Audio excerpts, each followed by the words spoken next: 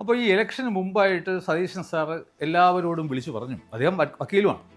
അതായത് ഞങ്ങൾ അധികാരത്തിൽ വരികയാണെങ്കിൽ 10 മിനിറ്റിനകം ഈ പ്രശ്നം പരിഹരിക്കും. അപ്പോൾ ചുരുക്കി പറഞ്ഞാൽ അദ്ദേഹം പറഞ്ഞത് നടക്കുക.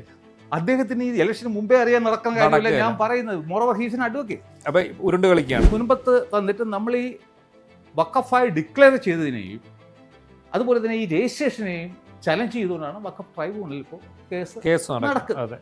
അപ്പോഴാണ് സെൻട്രൽ ഗവൺമെൻറ് പറഞ്ഞു, BJP ആണല്ലോ സെൻട്രൽ ഗവൺമെൻറ്, അവർ പുതിയ നിയമം കൊണ്ടുവന്ന് പറഞ്ഞു ഇങ്ങനെയുള്ള രജിസ്റ്റർ ചെയ്യപ്പെട്ട പ്രോപ്പർട്ടി എല്ലാം ഈ ഉമീദ് പോർട്ടലിൽ നിങ്ങൾ രജിസ്റ്റർ ചെയ്യാം. അപ്പോൾ ഇത് നമുക്ക് ശരി വരും. മുൻപത്തെ മനസ്സിൽ കണ്ടുകൊണ്ട് നമ്മൾ ഈ രജിസ്ട്രേഷൻ ഇവർ കൊടുത്ത ഇൻഫർമേഷൻ എന്തൊക്കെയാണ്. പക്ഷേ നമ്മുടെ അഡ്വക്കേറ്റ് കൂടിയായ സതീശൻ സാർ നേരത്തെ പറഞ്ഞാൽ 10 മിനിറ്റ് പരിഹരിക്കും. സുപ്രീം കോടതിയുടെ ഫ്രണ്ടിൽ കിടക്കുന്ന ഒരു മാറ്ററിൽ അദ്ദേഹം വേണ്ടാധീനം. അത് മാത്രമല്ല, ഈ അങ്ങനെ ഉണ്ടെങ്കിൽ ഈ ഉമീദ് പോസ്റ്റൽ രജിസ്ട്രേഷൻ ഒരു ആവശ്യം അല്ലല്ലോ. അല്ല, എനിക്കത് കേട്ടപ്പോ ശരിയാണെന്ന്. അപ്പൊ ഇപ്പൊ അവരുടെ ആവശ്യമാണ്. എന്നാലും അവർക്ക് ഈ ഡീപ്പായിട്ടുള്ള ഒന്നും അറിയില്ലല്ലോ. അതെ. അപ്പൊ ഇവിടെ വന്നിട്ട് സതീശൻ സാർ പറഞ്ഞു 8ന്റെ പണി കിട്ടിപ്പോയി എനിക്ക്. അപ്പൊ അവര് കാത്തിരുന്നു, സ്ത്രീകളും മറ്റും. ഞങ്ങൾ സതീശൻ സാറ് വരും 10 മിനിറ്റിന് പരിഹാരം കിട്ടുമെന്ന് പറഞ്ഞ് കാത്തിരുന്നപ്പോൾ സതീശൻ സാർ പറഞ്ഞു ഞങ്ങൾക്ക് 8ന്റെ പണി തന്നിട്ട് പോയി, സോ എനിക്കൊന്നും ചെയ്യാൻ പറ്റുന്നില്ല എന്ന് പറയുമ്പോൾ പിന്നെ ചില ചാനലുകാർക്ക് പറയും ഇതാ രജിസ്റ്റർ ചെയ്തു ഇനി രക്ഷയില്ല. അപ്പോൾ അവിടുത്തെ പാവങ്ങൾ ആശങ്ക ഉണ്ടാക്കുക, ഇത് പോയോ ഞങ്ങളെ കയ്യിൽ നിന്ന്. അപ്പോൾ എന്താണ് വഖഫ്? വഖഫ് എന്ന് പറയുന്നത് ഒരു വ്യക്തിയുടെ സ്വന്തമായിട്ടുള്ള വസ്തു, പരിപൂർണ ഉടമസ്ഥത ഉള്ള വസ്തുവിനെ യാതൊരു കണ്ടീഷനും ഇല്ലാതെ പെർമനന്റ് ആയിട്ട് ഡെഡിക്കേറ്റ് ചെയ്യുന്നതാണ് വഖഫ്. ഇതെന്താ ഭൂപറാണ്? അള്ളാഹുവിന് പെർമനന്റ് ഡെഡിക്കേറ്റ് ചെയ്ത വസ്തു എങ്ങനെയാണ് തിരിച്ചു വരുന്നത്? കറക്കി കുത്തി എഴുതിയിരിക്കുക. അത് ഭയങ്കര പ്ലാനിങ്. ഇത് ഏതെങ്കിലും ഒരു കോടതിയിൽ ഒന്ന് ചർച്ച ചെയ്യേണ്ട ആവശ്യം മാത്രമേ ഉള്ളൂ.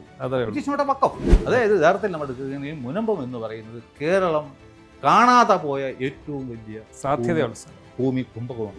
അപ്പൊ ഞാൻ ചോദിക്കുന്നത് ഈ രേഖകൾക്കൊക്കെ എന്ത് വാലിഡിറ്റി ആവും? അന്ന് എന്തെങ്കിലും പരിഹരിക്കപ്പെടുമ്പോൾ പിണറായി വിജയൻ്റെ പേരോ VD സതീശൻ സാറിൻ്റെ പേരോ രാജീവ് ചന്ദ്രശേഖറിൻ്റെ പേരോ അവിടെ കാണത്തില്ല.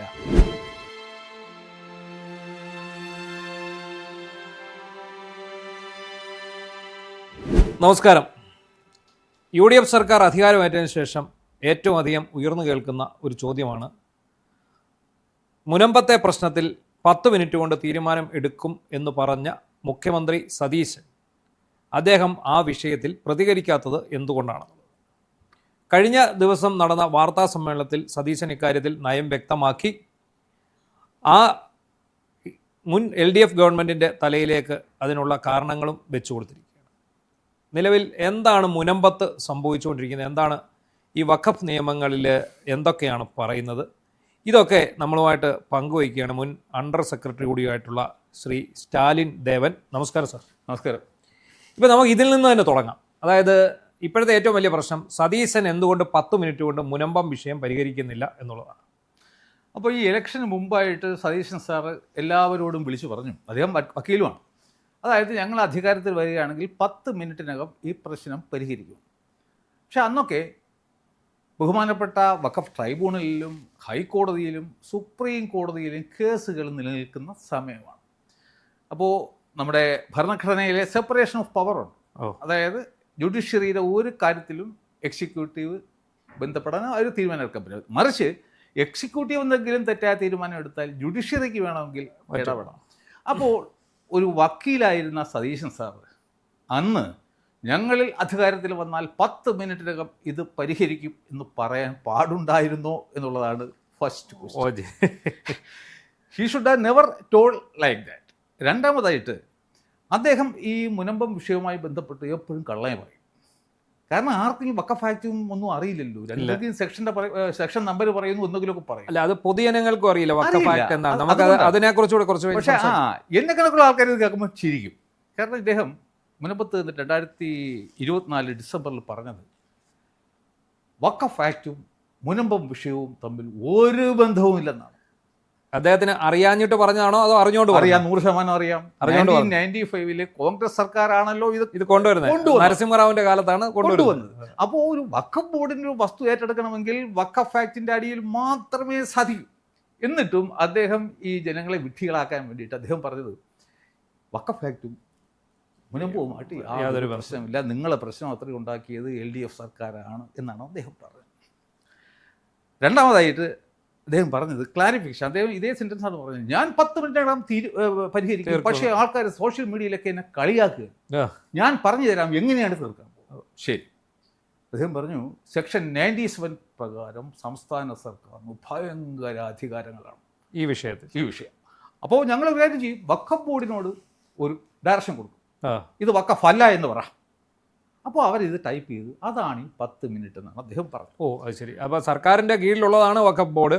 അപ്പോൾ വഖഫ് ബോർഡിന് നമ്മൾ നിർദ്ദേശം കൊടുക്കുന്നു, നമ്മൾ നിയമിച്ച ബോർഡായിരിക്കും ഉള്ളത്. അപ്പോൾ നമ്മൾ പറയുന്നു നിങ്ങളിത് പെട്ടെന്ന് വഖഫ് അല്ലാതാക്കിക്കോ എന്ന് പറഞ്ഞാൽ അവർ രസമല്ല, സെക്ഷൻ 97 പ്രകാരം ഡയറക്ഷൻ കൊടുക്കുമെന്നാണ് പറഞ്ഞത്. ഓക്കെ. അപ്പോൾ 97 തുടങ്ങുന്നത് തന്നെ എന്താണ്, subject to the direction issued by the central government as per section 96. Kerala സർക്കാരിനല്ല, കേന്ദ്ര സർക്കാരിനാണ്. എപ്പോഴെങ്കിലും കേന്ദ്ര സർക്കാർ ഒരു ഡയറക്ഷൻ എടുക്കുന്നുവെങ്കിൽ അതിൻ്റെ അടിസ്ഥാനത്തിൽ ആ ഡയറക്ഷൻ എന്താണ്, അതായത് ഒരു എല്ലാ വഖഫിനും 2 ഫംഗ്ഷൻ ഉണ്ട്. ഒന്ന് റിലീജിയസ് ഫംഗ്ഷൻ, ഒന്ന് സെക്കുലർ ഫംഗ്ഷൻ. അതായത് ഈ ഫിനാൻഷ്യലായിട്ടുള്ള കാര്യങ്ങൾ, എഡ്യൂക്കേഷണലായിട്ടുള്ള കാര്യങ്ങൾ, പിന്നെ സോഷ്യലായിട്ടുള്ള കാര്യങ്ങൾ, മറ്റ് വെൽഫെയർ ആക്ടിവിറ്റീസ് ഒക്കെയാണ് ഈ സെക്കുലർ ആക്ടിവിറ്റീസ് അടിയിൽ വരുന്നത്. അപ്പോൾ അതിന് വേണ്ടിയിട്ട് സെൻട്രൽ ഗവൺമെൻറ്റിന് നിർദ്ദേശങ്ങൾ സംസ്ഥാന സർക്കാരിന് കൊടുക്കാം. അപ്പോൾ അതിൻ്റെ അടിസ്ഥാനത്തിലാണ് ഈ സംസ്ഥാന സർക്കാർ വഖഫ് ബോർഡുകൾക്ക് ഡയറക്ഷൻ കൊടുക്കുന്നത്. സെൻട്രൽ ഗവൺമെൻറ് പറയും ഓക്കെ ശരി, മുൻപത്തെ വസ്തുവിനെ വഖഫ് അല്ലാതായി പ്രഖ്യാപിക്കുമെന്ന് പറയാൻ പറ്റും സെൻട്രൽ ഗവൺമെന്റിന്? പറ്റത്തില്ല. ഇത് പ്യൂർലി റിലീജിയസ് മാറ്ററാണ്. ഇത് വെച്ച് പിടിച്ചിട്ടാണ് സതീശൻ സാർ പറഞ്ഞിട്ട് നടന്നത് ഞാൻ സെക്ഷൻ 97 എന്നുള്ള ആയുധം എടുത്ത് പ്രയോഗിക്കുന്നത്. ഓക്കെ. അപ്പോൾ ചുരുക്കി പറഞ്ഞാൽ അദ്ദേഹം പറഞ്ഞത് നടക്കുക. അദ്ദേഹത്തിന് ഈ ഇലക്ഷന് മുമ്പേ അറിയാൻ നടക്കുന്ന കാര്യമല്ല ഞാൻ പറയുന്നത്. Moreover he's an advocate. അപ്പോൾ ഉരുണ്ട് കളിക്കുകയാണ്. അപ്പം നേരെ വന്നപ്പോൾ ഇപ്പോൾ അദ്ദേഹം പറയുന്നത് 8ന്റെ പണി ഈ പോകുന്നതിന് മുമ്പ് പിണറായി വിജയൻ നിയമിച്ച വഖഫ് ബോർഡ് ചെയ്തു കളഞ്ഞു. അത് ഉമീദ് പോർട്ടൽ രജിസ്റ്റർ ചെയ്തു. എന്താണ് ഈ ഉമീദ് പോർട്ടൽ? അത് പറഞ്ഞിട്ട് അപ്പോൾ നാം മനസ്സിലാക്കേണ്ടത് ഈ പുതിയ വഖഫ് ഭേദഗതി നിയമം വരുന്നതിന് മുമ്പ് വാംസി പോർട്ടൽ ഉണ്ടായിരുന്നു. Waqf assessment management system in India എന്നാണ്. അത് ഇപ്പോഴുണ്ടോ? ഇപ്പൊ ഈ പുതിയ ഭേദഗതി ഉമീദ് വന്നപ്പോൾ അത് പോയി. അതിന് പകരമാണ് ഈ ഉമീദ് പകരമാണ്. പക്ഷേ അത് അബോളിഷ് ചെയ്തിട്ട് ഇത് പുതുതായിട്ട് വരികയാണോ? അതിന് തന്നെ ഈ ഉമീദ് പോർട്ടൽ ആക്കി മാറ്റി? അല്ലല്ല, പുതിയ അത് വേറെ ഇത് വേറെ, അത് അബോളിഷ് ചെയ്തു. അപ്പോൾ ഈ പുതിയ വഖഫ് ഭേദഗതി നിയമത്തിൽ ഈ ഉമീദ് പോർട്ടൽ കൊണ്ടുപോകും. അതായത് unified Waqf management empowerment efficiency and development, അതാണ് ആ പോർട്ടലിന്റെ പേര്. ആക്ടിന്റെ പേരും അങ്ങനെ ആക്കി മാറ്റി. അപ്പോൾ ആ പുതിയ സെക്ഷൻ കൊണ്ടുവന്നു, സെക്ഷൻ 3B. അതിൽ പറയുന്നത് എന്താണ്, ഈ പുതിയ വഖഫ് ഭേദഗതി നിയമം നിലവിൽ വരുന്നതിന് മുമ്പായിട്ട് ഏതെങ്കിലും പ്രോപ്പർട്ടികൾ വഖഫായി പ്രഖ്യാപിച്ചിട്ടുണ്ട് എങ്കിൽ അതിനെ സംബന്ധിക്കുന്ന വിവരങ്ങൾ ഇതിൽ രജിസ്റ്റർ ചെയ്യണം. എന്താണ് വിവരങ്ങൾ? ഇതിപ്പോൾ വന്നിട്ട് 1 വർഷമേ ഉള്ളൂ ഈ ഉമീദ് പോർട്ടൽ. പിന്നെ ഏപ്രിൽ 20, ഇപ്പോൾ 1 വർഷം കഴിഞ്ഞ 2025 ഏപ്രിൽ വന്നതാണ്. എന്നിട്ട് പറഞ്ഞാൽ 6 months ടൈം കൊടുക്കും. അതിനകത്ത് നിങ്ങൾ ചെയ്യണം. അത് ഈ മെയ് 17 വരെ എക്സ്റ്റെൻഡ് ചെയ്യും. അപ്പോൾ ഇവർ സുപ്രീം കോടതി പറഞ്ഞാൽ നിങ്ങൾക്ക് സമയം നീട്ടി കിട്ടണമെന്നുണ്ടെങ്കിൽ you go to the respective Waqf tribunal. Permission tribunal ഇത് മെയ് 17 ചെയ്യാൻ പറയാം. അപ്പോൾ ഇവിടെ എന്ത് സംഭവിച്ചു? മുനമ്പത്തിൻ്റെ കാര്യത്തിൽ 20/5/2019 വഖഫ് ബോർഡ് മുൻപത്തെ വസ്തുവിനെ വഖഫായി ഡിക്ലെയർ ചെയ്യുന്നത്. അതിനുശേഷം അത് ഇൻ വയലേഷൻ ഓഫ് ദ വഖഫ് ആക്ടിലെ ഈ വ്യവസ്ഥകൾക്ക് വിരുദ്ധമായിട്ടാണ് ഡിക്ലെയർ ചെയ്തത്. അതങ്ങനെ പോട്ടെ. അതിനുശേഷം 25/9/2019 സെപ്റ്റംബർ മാസത്തിൽ ഇവരിതിനെ വഖഫ് അസറ്റായിട്ട് രജിസ്റ്റർ ചെയ്യും. അപ്പം അത് 2 ടൈപ്പ് രജിസ്ട്രേഷൻ ഉണ്ട് വഖഫ് ആക്ട്. ഒന്ന്, നിങ്ങളൊരു വഖഫിൻ്റെ മുത്തവല്ലിയാണ്. നിങ്ങൾ വഖഫ് ബോർഡിന് ആപ്ലിക്കേഷൻ കൊടുക്കുന്നു, എൻ്റെ ഇത് വഖഫാണ്, ഇതിനെ നിന്ന് രജിസ്റ്റർ ചെയ്ത് തരണം, സെക്ഷൻ 36 പ്രകാരം. രണ്ടാമത്തെ രജിസ്ട്രേഷൻ എന്ന് പറയുന്നത് വഖഫ് ബോർഡ് തന്നെ നേരത്തെ പറഞ്ഞ സെക്ഷൻ 40 പ്രകാരം അവരൊരു വസ്തുവിനെ വഖഫായിട്ട് ഡിക്ലെയർ ചെയ്യും. അപ്പോൾ അവിടെ ആർക്കും ആപ്ലിക്കേഷൻ തരാൻ പറ്റത്തില്ല. അപ്പോൾ വഖഫ് ബോർഡ് തന്നെ സുവമോട്ടോ അതിനെ രജിസ്റ്റർ ചെയ്യും ആസ് പെർ സെക്ഷൻ 41. അപ്പോൾ അന്ന് ഈ വഖഫ് ബോർഡ് ഈ വസ്തുവിനെ 9980/6 എന്നുള്ള രജിസ്റ്റർ നമ്പരും കൊടുത്തിട്ട് രജിസ്റ്റർ ചെയ്തിരുന്നു ഈ മുനമ്പത്തെ ഭൂമി. അപ്പോൾ ഇപ്പം ഞാൻ തന്നെ അത് സഹായിക്കുന്നത്, മുൻപത്ത് തന്നിട്ട് നമ്മൾ ഈ വഖഫായി ഡിക്ലെയർ ചെയ്തതിനെയും അതുപോലെ തന്നെ ഈ രജിസ്ട്രേഷനെയും ചലഞ്ച് ചെയ്തുകൊണ്ടാണ് വഖഫ് ട്രൈബ്യൂണലിൽ ഇപ്പോൾ കേസ് നടക്കുന്നത്. അപ്പോഴാണ് സെൻട്രൽ ഗവൺമെൻറ് പറഞ്ഞു, BJP ആണല്ലോ സെൻട്രൽ ഗവൺമെൻറ്, അവർ പുതിയ നിയമം കൊണ്ടുവന്ന് പറഞ്ഞു ഇങ്ങനെയുള്ള രജിസ്റ്റർ ചെയ്യപ്പെട്ട പ്രോപ്പർട്ടി എല്ലാം ഈ ഉമീദ് പോർട്ടലിൽ നിങ്ങൾ രജിസ്റ്റർ ചെയ്യണം. അപ്പോൾ ഇത് നമുക്ക് ശരി വരും. മുൻപത്തെ മനസ്സിൽ കണ്ടുകൊണ്ട് നമ്മൾ ഈ രജിസ്ട്രേഷൻ ഇവർ കൊടുത്ത ഇൻഫർമേഷൻ എന്തൊക്കെയാണ്? വസ്തുവിൻ്റെ അതിരുകൾ. അതായത് 1950 ടോട്ടല് 404.76 ഏക്കർ വസ്തു ഉണ്ടായി. അതിനുശേഷം 1967 ഈ ഫറൂഖ് കോളേജിനാണല്ലോ കൊടുത്തത്. ഫറൂഖ് കോളേജ് ഈ അവിടുത്തെ നാട്ടുകാരും തമ്മിൽ ഒരു കേസുണ്ടായി, ഇഞ്ചക്ഷൻ കേസാണ്. അപ്പോൾ ഈ കേസിനിടയിൽ ആദ്യം കേസ് കൊടുത്തപ്പോൾ ഫറൂഖ് കോളേജ് പറഞ്ഞാൽ 404.7.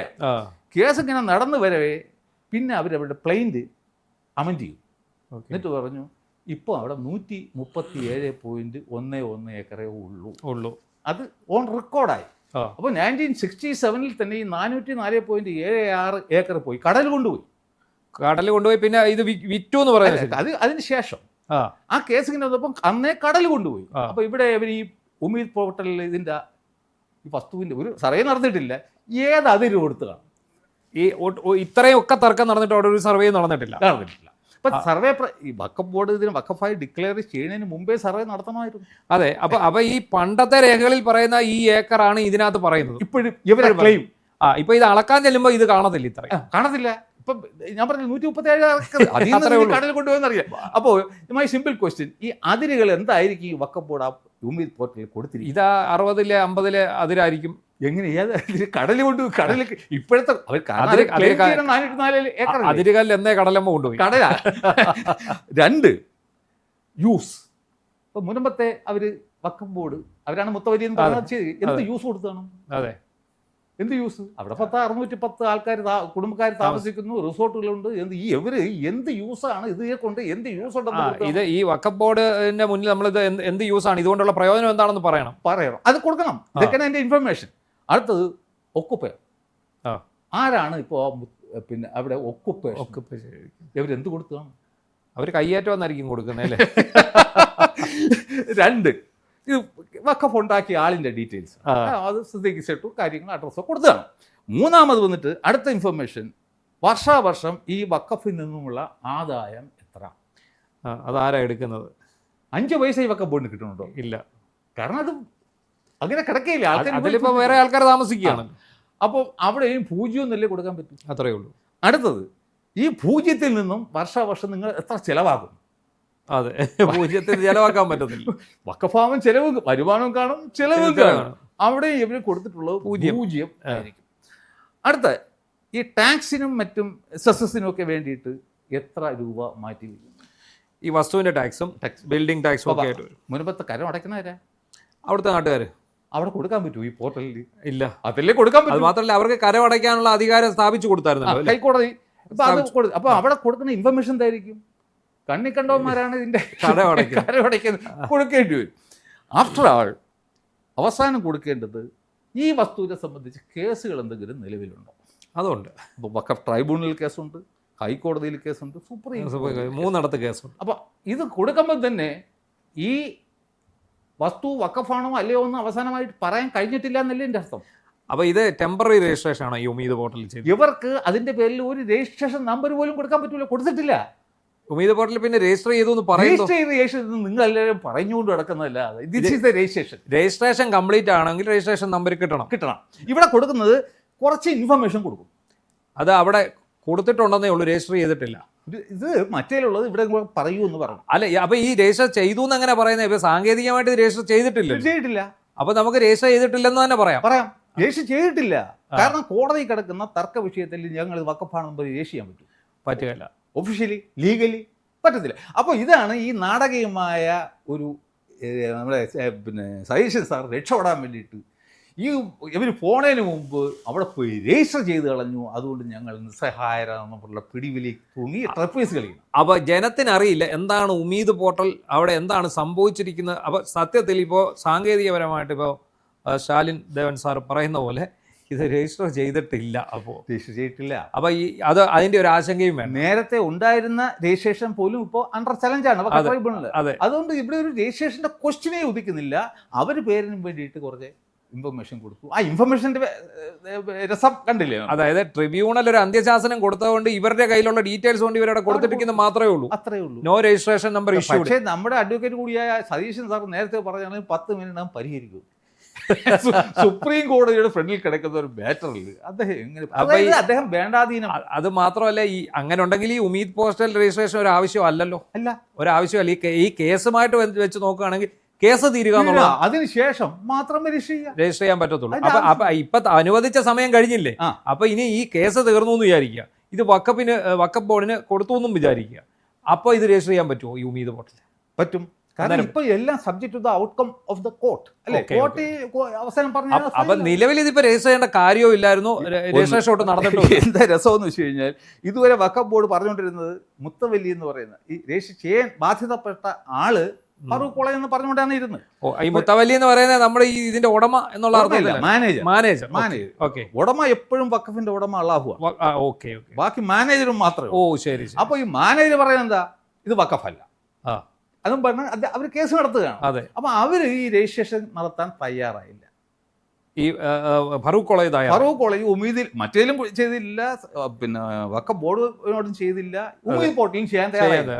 അപ്പോഴാണ് വഖഫ് ബോർഡ് എന്ത് ചെയ്ത്, ഞങ്ങൾ തന്നെയാണ് ഇനി മേലാൽ മുത്തവല്ലി എന്ന് പറഞ്ഞിട്ട് അവിടെ അവര് സ്വയം അങ്ങ് മുത്തവല്ലി ആയിട്ട് ഈ പറഞ്ഞ ഇൻഫർമേഷൻ അതിനില്ല ഒക്കവെയർ ഇല്ല, യൂസർ ഇല്ല, ഇൻകം ഇല്ല, എക്സ്പെൻസ് ഇല്ല എന്നൊക്കെ പറഞ്ഞു കുറെ ഇതവിടെ കൊടുത്തിട്ടുള്ളത്. ഫോർ എക്സാമ്പിൾ, അപ്പോൾ സുപ്രീം കോടതി അടുത്ത മാസം പറയുകയാണ് ഇത് വഖഫല്ല എന്ന് പറഞ്ഞാൽ ഈ കാര്യങ്ങളൊക്കെ തീർന്നു. ഈ ജനങ്ങൾ ആശങ്കയാകുന്നു. അത് അവർ ഓൾറെഡി അവരുടെ കയ്യിൽ വന്നു. ഇപ്പൊ എന്താ പറ്റി, മുൻപത്തെ ജനങ്ങളൊന്നും എല്ലാം ഭയങ്കര വിവരമുള്ള ആൾക്കാരൊന്നുമില്ല. ഞാൻ മാക്സിമം അവർ ഈ സബ്ജക്ട് പഠിച്ചു എന്ന് തോന്നുന്നു അല്ലേ? പഠിച്ചത് എങ്ങനെയാണെന്ന് അറിയാം. 4 ഇത് വാട്സാപ്പ് ഗ്രൂപ്പുകളുണ്ടായി. അപ്പം ഞാനും ഫാദർ ജോഷി മയ്യാറ്റിലും ഞങ്ങൾ 2 വർഷമായിട്ട് തോളോട് തോള് ചേർന്ന് വർക്ക് ചെയ്യണം. അപ്പോൾ സാർ ഒരു ദിവസം രാവിലെ അതിലൊരു സബ്ജക്റ്റ് ഇതിനെപ്പറ്റി പറയും. അപ്പോൾ ഈ അവർക്കൊക്കെ മനസ്സിലാകുന്ന രീതിക്ക് നമ്മളത് ലളിതമായി ലഘൂകരിച്ചു പറഞ്ഞ ക്ലാസ് എടുത്തിട്ടാണ്. ഒരു ദിവസം ഞാൻ നോക്കിയപ്പോൾ വടയാർ സുനിൽ ABC മലയാളത്തിൽ ഇൻ്റർവ്യൂ പറയും, ഞാൻ അവിടെ ചെന്നപ്പോൾ അവിടുത്തെ പെണ്ണുങ്ങൾക്കൊക്കെ വഖഫ് ആക്ടിനെ കുറിച്ചിട്ട് അറിയാം. ഞാൻ അന്തം വിട്ടു. വടയാർ എനിക്കത് കേട്ടപ്പോൾ ചിരിയാണോ. അപ്പോൾ ഇപ്പം അവരുടെ ആവശ്യമാണ്. എന്നാലും അവർക്ക് ഈ ഡീപ്പായിട്ടുള്ളതൊന്നും അറിയില്ലല്ലോ. അതെ. അപ്പോൾ ഇവിടെ വന്നിട്ട് സതീശൻ സാർ പറഞ്ഞു 8ന്റെ പണി കിട്ടിപ്പോയി എനിക്ക്. അപ്പോൾ അവർ കാത്തിരുന്നു, സ്ത്രീകളും മറ്റും. ഞങ്ങൾ സതീശൻ സാറ് വരും, 10 മിനിറ്റിന് പരിഹാരം കിട്ടുമെന്ന് പറഞ്ഞ് കാത്തിരുന്നപ്പോൾ സതീശൻ സാർ പറഞ്ഞു ഞങ്ങൾക്ക് 8ന്റെ പണി തന്നിട്ട് പോയി, സോ എനിക്കൊന്നും ചെയ്യാൻ പറ്റുന്നില്ല എന്ന് പറയുമ്പോൾ പിന്നെ ചില ചാനലുകാർക്ക് പറയും ഇതാ രജിസ്റ്റർ ചെയ്തു, ഇനി രക്ഷയില്ല. അപ്പോൾ അവിടുത്തെ പാവങ്ങൾ ആശങ്ക ഉണ്ടാക്കുക, ഇത് പോയോ ഞങ്ങളെ കയ്യിൽ നിന്ന് കിട്ടും. ഉമീദ് രജിസ്ട്രേഷൻ പൂർണ്ണമായിട്ടില്ല എന്നുള്ളതാണ്. അത് ഫൈനാലിറ്റി ഇല്ല. അതിന്റെ അടിസ്ഥാനത്തിൽ സതീശൻ സാറിന് ഒന്നും ചെയ്യാൻ പറ്റില്ല എന്ന് പറയുന്നത് കള്ളം. പക്ഷേ ഇത് ഇല്ലായിരുന്നുവെങ്കിലും, ഈ ഉമീദ് പോർട്ടൽ രജിസ്ട്രേഷൻ ഇല്ലായിരുന്നുവെങ്കിലും സതീശൻ സാറിന്റെ അവസ്ഥ ഇത് തന്നെ. അതെ, കാരണം ഇതിപ്പോ ജുഡീഷ്യൽ ഇതിൽ കിടക്കുകയാണ്. ജുഡീഷ്യറി തീരുമാനിക്കണം എന്ത് ചെയ്യണം എന്നുള്ളത്. അതിനകത്ത് ഗവൺമെന്റിന് ഈ പറഞ്ഞത് പോലും നേരത്തെ പറഞ്ഞ പോലെ കേന്ദ്ര സർക്കാരിന്റെ നിർദ്ദേശം വന്നെങ്കിൽ മാത്രമേ അത് റിലീജിയസ് ആയിട്ടല്ലാത്തതിന് അത് മാത്രമേ ഇടപെടാൻ പറ്റൂ. അല്ലെങ്കിൽ സതീശൻ സാറിന് ഓഫീസിരിക്കാൻ മാത്രമേ. അപ്പൊ ഇതാണ് ഇതിന്റെ യാഥാർത്ഥ്യം. ഇദ്ദേഹം ഇതൊക്കെ പറഞ്ഞാൽ പോരെ, ഈ ഉമീദ് പോർട്ടൽ രജിസ്ട്രേഷൻ നേരത്തെ പൂർണ്ണമായിട്ടില്ല, നേരത്തെ അറിയില്ലായിരുന്നു ചോദിക്കില്ലേ. ഞാൻ തന്നെ സതീശൻ സാറിനെ ചോദിക്കാം, സാർ വക്കീലുമാണ്, സാർ ഈ വിളിച്ച് പറഞ്ഞ സമയത്തൊക്കെ ഇത് കോടതിയുടെ പരിഗണനയിൽ ഇരിക്കുന്ന വിഷയമാണെന്നും സാറല്ല ദേവേന്ദ്രൻ വന്നു കഴിഞ്ഞാൽ ഇത് 10 മിനിറ്റല്ല 10 ദിവസം കൊണ്ട് തീർക്കാൻ പറ്റുന്ന സാറിന് അറിഞ്ഞൂടായിരുന്നു. അതെ. അപ്പോൾ സാർ അങ്ങനെയൊന്നും പറയാൻ പാടില്ലായിരുന്നു. കാരണം ഈ പൊളിറ്റീഷ്യൻസ് സത്യം പറയാൻ എനിക്ക് വിഷമമുള്ളത്, അവർ ഈ ആൾക്കാരുടെ ഇഗ്നോറൻസ്, അജ്ഞത മുതലെടുത്തുകൊണ്ട് അവർക്ക് വലിയ വലിയ വാഗ്ദാനം കൊടുക്കും. അതിനുശേഷം അത് പാലിക്കാൻ പറ്റാതെ വരുമ്പോൾ എന്തെങ്കിലുമൊക്കെ ന്യായീകരണം കൊണ്ട് ഒരു കണക്കിന് സതീശൻ സാറിൻ്റെ ഭാഗ്യത്തിലാണ് ഈ എവരുമായിട്ട് ഈ രജിസ്ട്രേഷൻ എന്ന് പറയുന്ന സോക്കോൾ രജിസ്ട്രേഷൻ നടത്തിയത്. ആ പിടിവള്ളിയിൽ പിടിച്ച് കളിക്കും. ഓക്കെ. അപ്പോൾ ഈ ശരിക്കും പറഞ്ഞാൽ ഇതിൻ്റെ ഒരു നാൾ വഴി എങ്ങനെയാണ് ഈ മുനമ്പം വിഷയത്തിൻ്റെ ഒരു നാൾ വഴി? അതായത് ഈ മുനമ്പത്തെ ഭൂമി ശരിക്കും ഫറൂഖ് കോളേജ് വിൽക്കുന്നതാണല്ലോ, ഈ അവിടെ താമസിക്കുന്ന ആൾക്കാർ വാങ്ങിയതാണ്. അതിൻ്റെ ഒരു ചരിത്രം എത്ര നാൾ പുറകിലേക്ക് പോകണം? ചരിത്രം മുനമ്പം ഹിസ്റ്ററി സ്റ്റാർട്ട്സ് ഫ്രം 1950.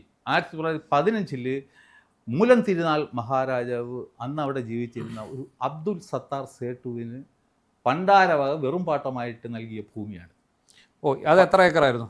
അത് 404. അതെ, പണ്ടാരവക വെറും പാട്ടം എന്ന് പറയുമ്പോൾ രാജാവിൻ്റെ വസ്തു അല്ലെങ്കിൽ രാജ്യത്തിൻ്റെ പബ്ലിക് പ്രോപ്പർട്ടി വർഷാവർഷം എന്തെങ്കിലും പാട്ടത്തിന് കൊടുത്തു. പാട്ടത്തിന് കൊടുത്തു. ഓക്കെ.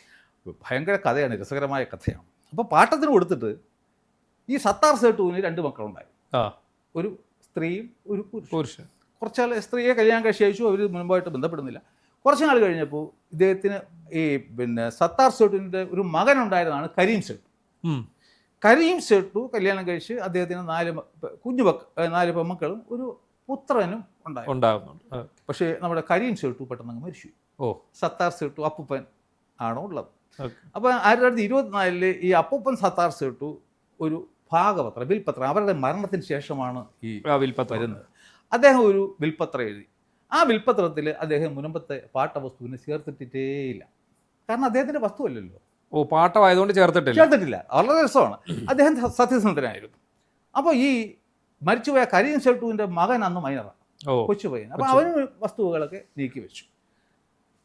1940 സത്താർ സേട്ടു മരിക്കുന്നു. ഈ പയ്യൻ അതിനകം വലുതായിട്ട് മേജറായി കല്യാണം കഴിച്ച് അവന് ആമിന എന്ന് പറയുന്ന ഒരു കുട്ടിയും ഉണ്ടായിരുന്നു. ആമിനയ്ക്ക് 2 വയസ്സുള്ള സമയത്ത് അവളുടെ ഉമ്മ മരിക്കും. ഉമ്മ മരിക്കുന്നു. അതിനുശേഷം 5 വർഷം കൂടെ കഴിഞ്ഞപ്പോൾ വാപ്പ എന്ന് പറയുന്ന മൂസാ സേട്ടു മരിക്കും. അപ്പോൾ ആമിനയുടെ യഥാർത്ഥ അമ്മാവൻ പോയിട്ട് അഞ്ചിക്കൈമൽ കോടതി എന്നാണ് പറയുന്നത്, അന്നത്തെ കോടതി. അവിടെ പോയിട്ട് പറഞ്ഞു ഇങ്ങനെ അവളുടെ അച്ഛനും അമ്മയും മരിച്ചുപോയി, അവളുടെ സ്വത്തിനും ശരീരത്തിനും ഗാർഡിയനായിട്ട് എന്നെ നിയമിക്കണം. അപ്പോൾ ഒരു പെൺകുട്ടിയുടെ ബോഡിക്ക് ഗാർഡിയനായിട്ട് മറ്റാരെയും നിയമിക്കില്ലല്ലോ. അടുത്ത ഇതേ ചിറ്റപ്പനോ അമ്മാവനോ ഉള്ളവരെ മാത്രം. അങ്ങനെ കോടതി അത് അനുവദിച്ചു. കുറച്ചു നാൾ കഴിഞ്ഞപ്പോൾ അദ്ദേഹവും മരിച്ചു. ഈ ഗാർഡിയനും ഈ കുട്ടി പ്രായപൂർത്തിയായിട്ടില്ല. ഇല്ല. അവർക്ക് അന്ന് ഈ അന്ന് വന്നിട്ട് 7 വയസ്സൊക്കെ ആണ്. അതിനുശേഷം ഈ മരിച്ചുപോയ ആളിൻ്റെ അനിയൻ വീണ്ടും ലീഗൽ ഗാർഡിയൻ ആയിട്ട് വരും. അപ്പോൾ അവിടെ ഈ അമ്മാവന്മാർ അഫിഡവിറ്റ് ഫയൽ ചെയ്തു. അതായത് ഇവരുടെ അമ്മ മരിച്ചുപോയി, അമ്മയ്ക്ക് കിട്ടേണ്ട ഷെയർ ഇവർക്ക് കിട്ടി, അമ്മയിൽ നിന്നുള്ള ഷെയർ കിട്ടി. അത് പട്ടിക. ഇനി അച്ഛനിപ്പോൾ മരിച്ചുപോയി, അതിൽ നിന്നും അവർക്ക് ഇന്ന വസ്തുക്കൾ കിട്ടാനുണ്ട്. അവക്കും അവരുടെ അപ്പച്ചിമാർക്കും കിട്ടാൻ, ഈ മരിച്ച ആളിൻ്റെ സഹോദരന്മാർ. അതിൽ മുൻപൊന്നും വരുന്നില്ല. ഇല്ല. അവർക്ക് നമ്മൾ നേരത്തെ പറഞ്ഞ സത്താർ സേട്ടു വിൽപത്രം എഴുതിയ പ്രകാരമുള്ള വസ്തുവേ കിട്ടത്തുള്ളൂ. അപ്പോൾ അതും ബി പട്ടിയായിട്ട് കൊടുത്തു. അങ്ങനെ കാര്യങ്ങൾ നടന്നു പോകുന്നു. നമ്മളെ മുൻപ് എന്ത് സംഭവിക്കുന്നു?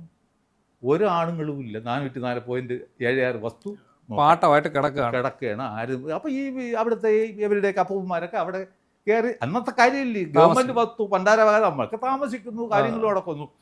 അങ്ങനെ ഇരുന്നപ്പോഴാണ് വളരെ ബുദ്ധിമാനായ ഒരു സിദ്ദിഖ് സേട്ടു. അന്ന് നമ്മൾ തന്നെ എൻ്റെയൊക്കെ കുട്ടിക്കാലത്ത് അവിടെ ഇവിടെയൊക്കെയാണ് വീടുകളും എല്ലാവരും തമ്മിൽ വലിയ കോർപ്പറേഷൻകാർ. അപ്പം അന്ന് ഇവർ ഈ ഗുജറാത്തിലെ കച്ചി എന്ന് വന്ന ആൾക്കാരല്ലേ, അവർ തമ്മിലുള്ള സ്നേഹവും കാര്യങ്ങളും വ്യാപാരത്തിന് വന്നവരാണ്.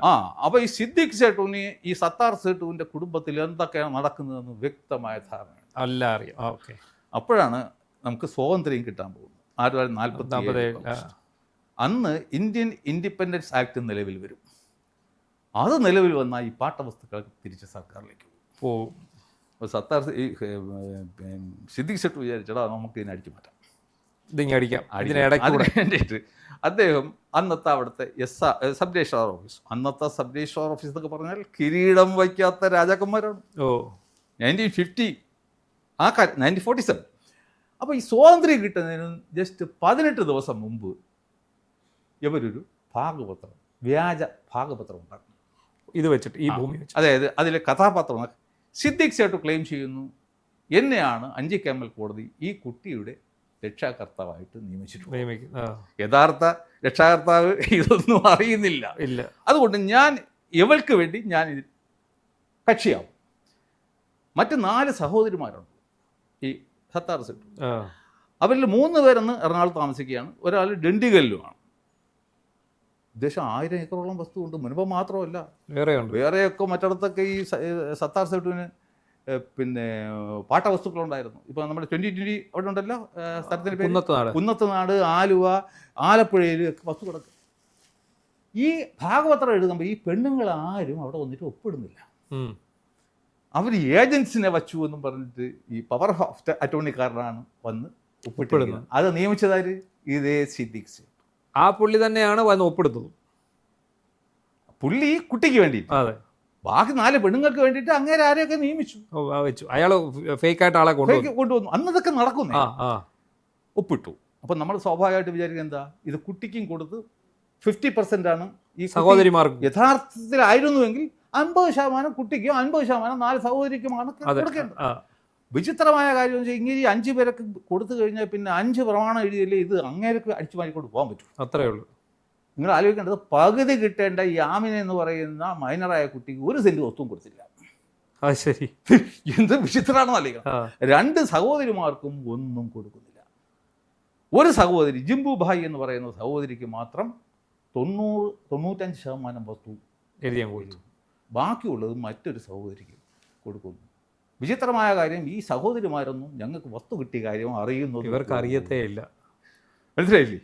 ഇത് കഴിഞ്ഞു പ്രമാണം ഇയാൾ സ്വന്തമാക്കി. അങ്ങനെയാണ് ഈ ഭൂമി ഇയാളുടെ കൈ, അങ്ങയുടെ കൈ എത്തിയില്ലല്ലോ, ഇല്ല, അവരുടെ കൈ പോയി. അവരുടെ കൈ 5 മാസം കഴിഞ്ഞപ്പോൾ ജിംബു ഭായിയുടെ കൊണ്ട് ഇതുപോലെ ഒരു വ്യാജ സെയിൽ ഡീഡ്, അവർക്ക് അറിയില്ല എന്തോ, അവരറിയുന്നില്ലെന്ന്. അതിൽ ഒപ്പിട്ടിരിക്കുന്ന ആര്? വേറെ ജിംബു ഭായിക്ക് വേണ്ടിയിട്ട്. വേറെ. അപ്പോൾ 5 മാസം കഴിഞ്ഞപ്പോൾ ഈ വസ്തു ഏകദേശം സിദ്ദീഖ് സേഠിന്റെ കയ്യിൽ 5 പൈസ ഇൻവെസ്റ്റ്മെന്റ് ഇല്ലാതെ. അങ്ങനെ ഇരുന്നപ്പോഴാണ് അപ്പോൾ ഈ കുട്ടി മൈനറായിട്ട് ഉണ്ട്. കുട്ടിക്ക് പറഞ്ഞൂടെ എൻ്റെ വസ്തു എനിക്ക് കിട്ടാനുണ്ടെന്നോ ഇല്ലെന്നൊന്നും അറിയാം. അവർക്ക് കിട്ടാനുള്ള യഥാർത്ഥം കിട്ടി. ഇത് കിട്ടി കഴിഞ്ഞു. ഇയാൾ ഇത് അതിനിടയ്ക്കൂടെ ഇത് ഇത് കളിച്ചിട്ട് 2 വർഷം കഴിഞ്ഞപ്പോഴാണ് ഇദ്ദേഹം ഇത് ഫറൂഖ് കോളേജിന് എഴുതി വിൽക്കുന്നു. വിറ്റതാണ് യഥാർത്ഥത്തിൽ. ഈ AK ജലീൽ എന്ന് പറയുന്ന ഒരു സാറുണ്ട്. അങ്ങേര് പിന്നെ ഫറൂഖ് കോളേജ് പ്രിൻസിപ്പളായിരുന്നു, കാലിക്കറ്റ് യൂണിവേഴ്സിറ്റിയുടെ വൈസ് ചാൻസലറായിരുന്നു, അതുപോലെ തന്നെ വഖഫ് ബോർഡിൻ്റെ ചെയർമാനും ഒക്കെ ആയിരുന്ന കക്ഷി. തിരിഞ്ഞു നോക്കുമ്പോൾ എന്നൊരു പുസ്തകം ഇറക്കി, ആത്മകഥ. അതിൽ ഈ ട്രാൻസാക്ഷനെ കുറിച്ചിട്ട് പറയുന്നുണ്ട്. ഇയാളുടെ തരികടയെ കുറിച്ച് പറയുന്നുണ്ട്. തരികടല്ല, ഇത് 1 ലക്ഷം രൂപ കൊടുത്തിട്ടാണ് ഇത് വാങ്ങിയതെന്ന്. അതായത് ഫറൂഖ് കോളേജ് ഈ 404 ഏക്കർ വാങ്ങുന്നത് 1 ലക്ഷം രൂപ കൊടുത്തിട്ടാണ്. ഓക്കെ, എന്നാണ് ജലീൽ സാർ എഴുതി വെച്ചത്. എന്തായാലും അദ്ദേഹം കള്ളം പറയില്ലല്ലോ. പക്ഷെ അന്നത്തെ ദൂരം നോക്കണം, മുസ്ലിങ്ങളുമാണ് എല്ലാം. ഫറൂഖ് കോളേജ് കോഴിക്കോട്ട്, ഈ വസ്തു കിടക്കുന്ന പറവൂര്. അവിടെ നിന്ന് ഒരാൾ അന്നത്തെ കാലത്ത് പിന്നെ ഇവിടെ വരത്തില്ല, എത്ര ദിവസം എടുക്കും ഒന്ന് ആലോചിച്ചത്. അപ്പോൾ എല്ലാവരും വിശ്വാസം. അപ്പോൾ പറഞ്ഞു ശരി, പൈസ കൊടുത്തു, എഴുതിക്കോ എന്ന് പറഞ്ഞു. അന്നൊക്കെ അങ്ങനെയാണല്ലോ, ഈ വസ്തു വാങ്ങുന്ന ആൾ പോലും പണ്ട് കണ്ടിട്ട് പോകേണ്ട ആവശ്യമില്ല. ഇപ്പോഴാണ് ഇത് വാങ്ങിക്കുന്ന ആളിൻ്റെയും ഫോട്ടോയും കാര്യങ്ങളും ആധാർ കാർഡും ഒക്കെ വേണ്ട. എന്തായാലും അങ്ങനെ പറഞ്ഞു, ശരി ഞാൻ എഴുതിയേക്കാം. വസ്തു എഴുതി. എന്നിട്ട് ഈ 1 ലക്ഷം രൂപ വാങ്ങിച്ചുകൊണ്ട് ഇങ്ങേര് ഈ പ്രമാണത്തിൻ്റെ ആദ്യം നമ്മൾ ഈ മക്കളെ കല്യാണത്തിന് ഗണപതിയുടെ പടം വയ്ക്കില്ലേ? അതെ.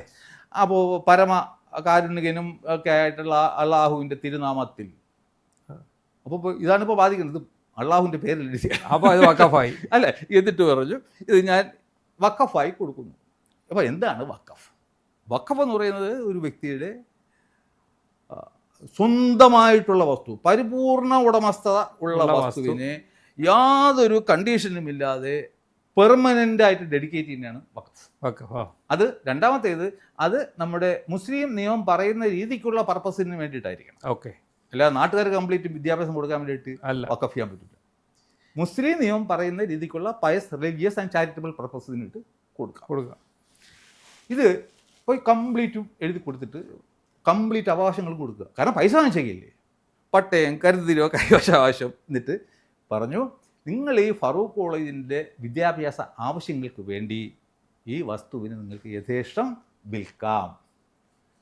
പെർമനന്റ് ഡെഡിക്കേഷൻ പോയി. അപ്പോൾ അത് വഖഫും അല്ല. വഖഫല്ല. അല്ല. അപ്പോൾ ഇതിൽ വഖഫ് എന്നൊരു വാക്കാണ് ആ പ്രമാണത്തിൽ ആ പടമുള്ളത്. എന്നിട്ട് വീണ്ടും പറഞ്ഞു, നീ പിന്നെ ഫറൂഖ് കോളേജിൻ്റെ ഒക്കെ ആരംഭ ദേശയല്ലേ, അതായത് ആദ്യത്തെ പരമകാരുണികനായ അള്ളാഹുവിന് വേണ്ടി സമർപ്പിക്കുന്നു. അങ്ങനെയല്ല, പേരിൽ അള്ളാഹുവിന്റെ പേരിൽ, നാമധേയത്തിൽ, പേരില്ല, നാമധേയത്തിൽ. അതൊരു സല്യൂട്ടേഷൻ ആണ്, കൈമാറുന്നു, സല്യൂട്ടേഷൻ. അപ്പോൾ ഇത് അതിനുശേഷം പറയുന്നത് എന്താണ്, നീ ഫറൂഖ് കോളേജൊക്കെ തുടങ്ങി വന്നല്ലേ ഉള്ളൂ. അപ്പോൾ ഏതുവരെ വണ്ടി ഓടുമെന്നൊന്നും ആർക്കും ഒരു ധാരണയില്ല. അപ്പോൾ അടുത്തത് എന്താണെന്ന് വെച്ച് കഴിഞ്ഞാൽ, ഏതെങ്കിലും കാരണവശാൽ ഫറൂഖ് കോളേജ് എന്തെങ്കിലും നിലവിൽ ഇല്ലാതെ വരുന്ന പക്ഷം, അന്ന് എന്തെങ്കിലും ബാക്കിയുണ്ടെങ്കിൽ, അതിൻ്റെ അർത്ഥം എന്താ, ഇവർക്ക് വിൽക്കാൻ പെർമിഷൻ കൊടുത്തേക്കില്ല. അപ്പം നിങ്ങൾ വിറ്റതിന് ശേഷം എന്തെങ്കിലും ബാക്കിയുണ്ടെങ്കിൽ അത് എനിക്കോ എൻ്റെ സന്തതി പരമ്പരകളിലേക്കോ വന്നു ചേരുമെന്ന് ചോദിച്ചിട്ടുണ്ട്. ഇതെന്താ ഭൂപ്രാങ്ങ? അള്ളാഹുവിന് പെർമനന്റ് ഡെഡിക്കേറ്റ് ചെയ്ത വസ്തു എങ്ങനെയാണ് തിരിച്ചു വരുന്നത്? കറക്കി കുത്തി എഴുതിയിരിക്കുക. മനസ്സിലായില്ലേ? അത് ഭയങ്കര പ്ലാനിങ് ആണ്. ഇത് ഏതെങ്കിലും ഒരു കോടതിയിൽ ഒന്ന് ചർച്ച ചെയ്യേണ്ട ആവശ്യം മാത്രമേ ഉള്ളൂ. ഇറ്റ് ഈസ് നോട്ട് എ വഖഫ്. പെർമനന്റ് ഡെഡിക്കേഷൻ ഇല്ലാത്ത ഒരു വസ്തുവും വഖഫല്ല. വഖഫ് എന്ന് എഴുതികൊണ്ട് നോമൻക്ലേച്ചറിന്റെ പേരിൽ മാത്രം ഒരു വസ്തുവിന് വഖഫ് തിരിക്കാൻ പറ്റില്ല. അപ്പൊ ചുരുക്കി പറഞ്ഞാല് ഇങ്ങനൊരു ആധാരം കിട്ടിയത് കൊണ്ടും ഈ ഫറൂഖ് കോളേജുകാർ ഇത് മുറിച്ചു അവര് വിൽക്കാനുള്ള എല്ലാ അവകാശവും ഉണ്ട്. വിറ്റിട്ട് ഈ അവസാനം പറഞ്ഞ എന്തെങ്കിലും ബാക്കിയുണ്ടോ ഉണ്ടെങ്കിലല്ലേ അവിടെ പോകത്തുള്ളൂ. ഉണ്ടെങ്കിലേ പോയാൽ ഇപ്പൊ ഇല്ല അവര് വിറ്റു. ഇപ്പൊ ചുരുക്കി പറയുമ്പോ അവര് വിറ്റ് കാശ് മേടിച്ചു. അവര് അന്ന് കംപ്ലീറ്റും വിറ്റിട്ടില്ല. അവര് അതിനൊരു വക്കീലിനെയൊക്കെ വെച്ചിട്ടാണ് ഇത് വിൽപ്പന നടത്തുന്നത്. അങ്ങേരും ഇഷ്ടം പോലെ അടിച്ചു മാറ്റിക്കൊണ്ട് പോയി. കംപ്ലീറ്റ് വസ്തുവും വിറ്റിട്ടില്ല. ഇപ്പൊ ഫറൂഖ് കോളേജ് അതുകൊണ്ട് കേസ് കൊണ്ട് കൊടുത്തു. വഖഫ് ട്രൈബ്യൂണലിൽ വഖഫ് അല്ല എന്ന് പറഞ്ഞു. എന്താണ് അവരുടെ ആ വസ്തു എടുക്കണം. വഖഫ് അല്ലാതെ ആക്കി ഇവിടെ വന്നിട്ട് ബാക്കി വല്ലതും എവിടെയെങ്കിലും ഉണ്ടെങ്കിൽ അവർക്ക് എടുക്കാൻ പറ്റും. അവർക്ക് എടുക്കാൻ പറ്റും. ഇതൊക്കെ മറ്റൊരു രസം, ഈ വസ്തു ഫറൂഖ് കോളേജിന് വിറ്റതിന് ശേഷം ഇതേ സിറ്റിംഗ്സ് ഇട്ടു. ഇതിൽ നിന്ന് വസ്തു വേറെ വിറ്റു. അവർക്ക് കൊടുത്തതെന്ന് വീണ്ടും വിറ്റു. അന്നൊക്കെ ഇത് നടക്കുന്നേ. കമ്മ്യൂണിക്കേഷൻ ഇല്ലല്ലോ. ഞാൻ ഇത് ഇത്രയും കാര്യമായിട്ട് ഇത്രയും ഫ്രോഡായിട്ടുള്ള ഒരു മനുഷ്യന്, പക്ഷേ ഇന്റലിജന്റ് മാൻ, മനസ്സിലായില്ലേ? അതായത് യഥാർത്ഥത്തിൽ നമ്മൾ എടുക്കുകയാണെങ്കിൽ മുനമ്പം എന്ന് പറയുന്നത് കേരളം കാണാതെ പോയ ഏറ്റവും വലിയ സാധ്യതയുള്ള സ്ഥലം ഭൂമി കുംഭകോണമാണ്. അല്ലാതെ ഈ പിന്നെ രണ്ടാമത്തെ കാര്യം, ഇനി സിദ്ദീഖ് ഷെട്ടു പറയുന്നതൊക്കെ ശരിയാണെന്ന് വയ്ക്കാം. ഇദ്ദേഹം ഈ പ്രമാണം ഏഴ് സമയത്ത് ഈ ആമിന എന്ന് പറയുന്ന കുട്ടിക്ക് 11 വയസ്സ്. അത് ശരി. ആ വസ്തുവിനെ വഖഫ് ചെയ്യാൻ പറ്റും. ഇല്ല, ഞാൻ നേരത്തെ എന്താ പറഞ്ഞത്, പരിപൂർണ ഉടമസ്ഥ ഉള്ള വസ്തുവിനെ മാത്രമേ വഖഫ് ചെയ്യാൻ പറ്റൂ. ഇതിപ്പോ ഇങ്ങനെ പറയണ ശരിയാണെങ്കിൽ ആ കുട്ടി മൈനറായിരുന്നു. അതൊരിക്കലും വഖഫ് ചെയ്യാൻ പറ്റില്ല. അപ്പൊ ഇങ്ങനെയൊക്കെയുള്ള ഈ വിചിത്രമായ കഥകളാണ്. ഈ സിദ്ദീഖ് ഷെട്ടും നിയമപരമായിട്ട് അവിടെ ഒരു സെന്റ് വസ്തു പോലും ഉണ്ടായിരുന്നില്ല. ആ മനുഷ്യനാണ് 404.76 ഏക്കർ അള്ളാഹുവിന് ദാനം ചെയ്തതെന്നും ഈ കർണന്റെ തൊട്ട അനിയനാണെന്നും ഇവിടെ ഇപ്പൊ പാടി കൊട്ടിക്കൊഴിച്ചുകൊണ്ടിരിക്കും. അപ്പൊ അദ്ദേഹം പുള്ളി വലിയ ആളായി മാറി. ഭയങ്കര ദാനശീലൻ. ഒരു കാര്യം കൂടി എനിക്ക് പറയാനുണ്ട്. പലരും പറയാറുണ്ട് എൻ്റെ ഉപ്പുപ്പ 250 കൊടുത്തു ഏക്കർ, 300 ഏക്കർ, അവിടെ പിടി വീഴും. ഇതൊക്കെ എന്താണെന്നറിയാം, സ്വന്തമായിട്ട് എടുക്കാൻ പറ്റാത്തതിനൊക്കെയാണ് ഈ നേരെ എടുത്തിട്ട് കൊടുക്കുന്നത്. ഇതേപോലെയുള്ള, അതായത് വഴി കിടന്ന തേങ്ങ എടുത്ത് ഗണപതി കൊടുത്തു. അതുപോലെ ഇതിൽ തന്നെ നോക്കൂ, 404 ഏക്കർ ഒരു അവകാശം ഇല്ലാത്ത വസ്തുവിനെ എടുത്ത് വഖഫ്. എന്നിട്ട് അവിടെ നിന്ന് എടുത്ത് മുറിച്ചു വിട്ടു. അതിൽ നിന്ന് പൈസ കൊടുത്ത് വസ്തു വാങ്ങിയ ആൾക്കാർ ഇപ്പം കരം തിരുവയോ പട്ടയോ ഒന്നുമില്ല, തേരാപ്പാര നടക്കുന്നു. എന്ത് ദയനീയമായിട്ടുള്ള ഒരു അവസ്ഥയാണ്. അതൊരു വലിയ, അള്ളാഹു സത്യമാണെങ്കിൽ ഇങ്ങനെയുള്ളവന്മാർക്ക് നേരെ നരകത്തിലായിരിക്കും പറഞ്ഞു. അപ്പൊ നിലവില് ഇപ്പൊ ആ മുനമ്പത്തെ ഭൂമിയിൽ അല്പമെങ്കിലും ഇപ്പം ഫറൂഖ് കോളേജിന്റെ കയ്യിലുള്ള ഭാഗം ഉണ്ടോ? കാണണം. അപ്പം ഞാൻ ചോദിക്കുന്നത്, ഈ രേഖകൾക്കൊക്കെ എന്ത് വാലിഡിറ്റിയാ ഉള്ളത്? രേഖകൾക്ക് ഈ നമ്മൾ ഈ പറയുന്ന 1915 മുതൽ ഉള്ള ഒരു ചരിത്രമാണല്ലോ ഈ പറഞ്ഞു വരുന്നത് ഇതിന്റെ. അപ്പൊ അതിനകത്ത് ഏതാണ്ട് 1950-കളിലാണ് ഇതിന്റെ കച്ചവടവും കൈമാറ്റവും ഇത് കൈക്കലാക്കുന്നതും. ഈ പാട്ടഭൂമി കൈക്കലാക്കുന്നത് ഈ സ്വാതന്ത്ര്യ കിട്ടുന്ന സമയത്ത് തൊട്ട് മുമ്പാണ്. അപ്പൊ ആ രേഖകൾ നമ്മളിപ്പം കോടതി പരിശോധിക്കുന്നു. കോടതി പരിശോധിക്കുമ്പോൾ ഇതിന് എന്ത് വാലിഡിറ്റി ആണുള്ളത്? Legal validity. നമുക്ക് അത് വേണ്ട. അപ്പോൾ നമ്മൾ സിദ്ദീഖ് ഷെട്ടുന്റെ 1950 തുടങ്ങ്. അവിടെ ബാക്കി മുറിച്ച് കളഞ്ഞു. ബാക്കി പോട്ടെ, എന്തായിക്കോട്ടെ. ഇവിടെ തൊട്ട് നമ്മൾ തുടങ്ങാൻ പോകുന്നത് 1950 പ്രമാണമാണല്ലോ. ആ പ്രമാണം വഖഫാണോ? കാരണം പെർമനന്റ് ഡെഡിക്കേഷൻ ഇല്ല. അവിടെ തീരും സംഭവം. ഈ കേരളം കണ്ട ഏറ്റവും വലിയ ഭൂമി കുംഭമാണ്. ഏറ്റവും വലിയ ഭൂമി കുംഭമാണ് മുനമ്പവുമായിട്ട് ബന്ധം. കാരണം ഇത് കുന്നത്തുനാട്, ആലുവയിലും ഇത് ആലപ്പുഴയൊക്കെ ഈ സംഭവങ്ങളുണ്ട്. അതൊക്കെ ആരെ കൈയിരിക്കണമെന്ന് ദൈവത്തിനെ അറിയാം. അപ്പൊ ഇതിനൊരു ക്ലാരിറ്റി വരണമെങ്കിൽ കോടതി വിധി വരണം. കോടതി എന്തെങ്കിലും ഒരു വിധി പറയാനുള്ള സാഹചര്യം വരണം. അതെ, അന്ന് വഖഫായി മാറും. അതുവരെ വഖഫാണെന്നും അല്ലെന്നും പരിഹരിക്കാമെന്നും ഇല്ലെന്നും ഞാൻ പറയുന്നു. BD സതീശൻ സാറ് വിചാരിച്ചാൽ ഈ പ്രശ്നം ഒരിക്കലും പരിഹരിക്കില്ല. അന്ന് എന്തെങ്കിലും പരിഹരിക്കപ്പെടുമ്പോൾ പിണറായി വിജയൻ്റെ പേരോ BD സതീശൻ സാറിൻ്റെ പേരോ രാജീവ് ചന്ദ്രശേഖറിൻ്റെ പേരോ അവിടെ കാണത്തില്ല. പക്ഷേ ബിഹൈൻഡ് ദ കർട്ടൻ നിന്നിട്ട് എൻ്റെ പേരവിടെ വരും. കാരണം അവിടെ ഒരു വിപിൻ സെബാസ്റ്റ്യനുണ്ട്, ഹീസ് വെൽ ടു ഡു. പുള്ളിയുടെ ചേട്ടനുണ്ട് ഫിലിപ്പ് ജോസഫ്. ഇവർക്കാണ് എൻ്റെ അടുക്ക വന്നിട്ട് അവിടെ ഭൂസംരക്ഷണ സമിതി കേസൊക്കെ വേറെ എന്നോട് വന്നിട്ട് സാർ ഞങ്ങളെ കേസുണ്ട് സാർ. അങ്ങനെ അവരുടെ ഇതിലാണ് വഖഫ് ട്രൈബ്യൂണലിലും ഹൈക്കോടതിയിലും സുപ്രീം കോടതിയിലുള്ള കേസും അവിടെ സീനിയർ അഡ്വക്കേറ്റ് പുള്ളിയുടെ ഇതൊക്കെ കേസ് കംപ്ലീറ്റ് നടത്തുന്നത് എൻ്റെ ചുമതലയാണ്. എനിക്കിതൊരു ഹരമാണ്. കാരണം നല്ല കേസ്, പൈസ മുടക്കാൻ ആളുണ്ട്, ഏതാ വക്കീലിനാണെങ്കിലും വയ്ക്കാം. അപ്പോൾ ഒന്ന് നടത്തി കൊടുക്കുമ്പോഴേ നല്ല ഫുൾ സാറ്റിസ്ഫാക്ഷൻ നമുക്ക് കിട്ടും. ശരിക്കും പറഞ്ഞാൽ ഇതിന് ഉടനെ കാണാൻ വിധി വരുമോ ഇതിൻ്റെ? ഇപ്പോൾ വഖഫ് സംരക്ഷണ വേദിയാണ് ഈ രാമേന്ദ്രൻ കമ്മീഷൻ നിയമനം തെറ്റാണെന്നും പറഞ്ഞ് പോയിട്ട് വലിയ പെട്ടിരിക്കുക. അതിൽ ഇവർ കുറേ പ്രമാണങ്ങളും അതും ഇതും കൊണ്ട് അവിടെ കൊച്ചു കൊടുത്തു. നമ്മളുടെ ഹൈക്കോടതി ജഡ്ജിമാരിയ്ക്കുമ്പം ഒരുത്തം വന്ന് പറയുന്നത്, സാറേ ഇതൊക്കെ ഒന്ന് പരിശോധിച്ച് ഞങ്ങൾക്ക് അനുകൂലമായിട്ട് വിധിക്കാൻ പറഞ്ഞ് നമുക്കടുത്ത് കോൺസ്റ്റിറ്റ്യൂഷണൽ കോടതിയാണ്, നമുക്കത് പരിശോധിച്ചൂടെ. അപ്പോൾ യുവമാർ വേണ്ടാത്ത കുറേ ഡോക്യുമെൻ്റ് കൊടുക്കും. അത് ഈ മുരമ്പക്കാരെ ഭാഗ്യത്തിന് ഇപ്പോൾ അവിടുന്ന് മദ്രാസ് ഹൈക്കോടതി ചീഫായിട്ട് പോയ അധികാരി, അദ്ദേഹം അധികാരി, അദ്ദേഹം ഒരു ജഡ്ജ്മെൻ്റ് എഴുതി. കാരണം ആ ജഡ്ജ്മെൻറ്റ് എഴുതാനെടുത്ത സമയം ഉണ്ടായിരുന്നെങ്കിൽ അദ്ദേഹത്തിന് 100 റിട്ട് പെറ്റീഷൻ ഡിസ്പോസ് ചെയ്യാം. ഇത്രയും സമയം എടുത്തത് 1913 മുതലുള്ള വഖഫ് ആക്റ്റുകളും അതിനെയൊക്കെ വിശദമായി, അത് ആർക്കെങ്കിലും വഖഫ് ആക്ട് അറിയണമെങ്കിൽ അത് മാത്രം വായിച്ചു എല്ലാം വെച്ചിട്ട് അദ്ദേഹം ഇത് വഖഫ് അല്ല എന്ന് പറഞ്ഞു. ഡിവിഷൻ വെച്ചാണ് പറയുന്നത് വഖഫ് അല്ല. പക്ഷേ ഹൗവർ സ്റ്റാറ്റ്യൂട്ട് പ്രകാരം ഇതിൽ തീരുമാനം എടുക്കേണ്ടത് വഖഫ് ട്രൈബ്യൂണലാണ്. അതുകൊണ്ട് it is not a declaration, it is only a preliminary finding. ഞങ്ങളുടെ അഭിപ്രായത്തിൽ ഇതാണ്, ഈ വഖഫ് ബോർഡ് വഖഫായിട്ട് ഡിക്ലെയർ ചെയ്തത് തെറ്റാണ്, ഞങ്ങൾക്ക് വേണമെങ്കിൽ അതിനെ കോഷിയാം, but we are not doing by because statute പ്രകാരം അത് അവർക്കാണ് വഖഫ് ട്രൈബ്യൂണലാണ്. എന്നിട്ട് അവർ പറഞ്ഞിട്ടുള്ള ഓരോരോ കാര്യത്തിനും അദ്ദേഹം സുപ്രീം കോടതിയിൽ പഴയ ജഡ്ജ്മെൻറ്റ് കൂടെ കൈവച്ചു. അപ്പോൾ ഈ വഖഫ് ബോർഡ് പിന്നെ ഈ വഖഫ് സംരക്ഷണ വേദി എന്താണ് പറയുന്നത്, വഖഫ് ബോർഡ് പറയേണ്ടത് ഹൈക്കോടതി പറഞ്ഞു. അതിനാണ് ഡോക്ട്രൈൻ ഓഫ് സ്റ്റാറ്റ്യൂട്ടറി ഫൈനാലിറ്റി. എന്താണെന്ന് വെച്ച് കഴിഞ്ഞാൽ അത് വഖഫ് ട്രൈബ്യൂണലാണ് കേൾക്കേണ്ടത്. ഇവരിത് പറഞ്ഞു, അതിനെതിരെയാണ് സുപ്രീം കോടതി. 302 പേജുണ്ട് അവരുടെ പേപ്പർ ബുക്കിൽ. അവർ ഒറ്റ അലിഗേഷൻ ഇത് മാത്രമാണ്, ഇത് സ്റ്റാറ്റ്യൂട്ടറി ഫൈനാലിറ്റിയെ. അല്ല, അത് കോടതി പറഞ്ഞു ഇത് ഫൈൻഡിങ്സ് ആണെന്ന് മാത്രം പറഞ്ഞല്ലോ, തീരുമാനം എടുക്കേണ്ടത് വഖഫ് ട്രൈബ്യൂണലാണെന്നും പറഞ്ഞു. പിന്നെ ഇവർ അവിടെ ചെന്നപ്പോൾ എന്ത് പറ്റി, ഇത് ഞാൻ പറഞ്ഞു തമാശ. ഞാൻ അതിൽ ഒരു പുതിയ പോയിന്റ് അവിടെ റൈസ് ചെയ്തു. അതായത് സെക്ഷൻ 7 അതിൽ പറയുന്നത് എന്താണ്, വഖഫ് ആയിട്ട് ഡിക്ലെയർ ചെയ്ത് കഴിഞ്ഞാൽ ആ വസ്തുക്കൾ സർക്കാരിൻ്റെ ഗസറ്റിൽ നോട്ടിഫൈ ചെയ്തിട്ടുണ്ടെങ്കിൽ അതിനെ സംബന്ധിച്ച് വഖഫ് ട്രൈബ്യൂണലിൽ പോകാം. അപ്പോൾ നോട്ടിഫൈ ചെയ്തില്ലെങ്കിൽ പോകാൻ പറ്റുമോ? അപ്പോൾ ഇത് ചെയ്തിട്ടില്ല. 2 section 7 power of the tribunal, അതാണ് എൻ്റെ സബ് ഹെഡിങ്. അതായത് ഈ നോട്ടിഫിക്കേഷൻ വരുന്ന സമയത്താണ് ഈ ട്രൈബ്യൂണലിന് ഈ പവർ കിട്ടുക. ഇപ്പോൾ ഈ കേസുകൾ കേൾക്കാൻ ട്രൈബ്യൂണലിന് പവർ ഉണ്ടോ? ഇല്ല. അപ്പോൾ ഇതാണ് ഞാൻ കണ്ടെത്തിയ ഒരു പുതിയ പോയിന്റ്. സുപ്രീം കോടതിയിൽ മനീന്ദർ സിംഗ് അദ്ദേഹത്തിൻ്റെ ജൂനിയറിന് കൊടുത്തു, കംപ്ലീറ്റ് നോട്ട് ഓരോന്നിനുള്ള എഴുതി കൊടുത്തു.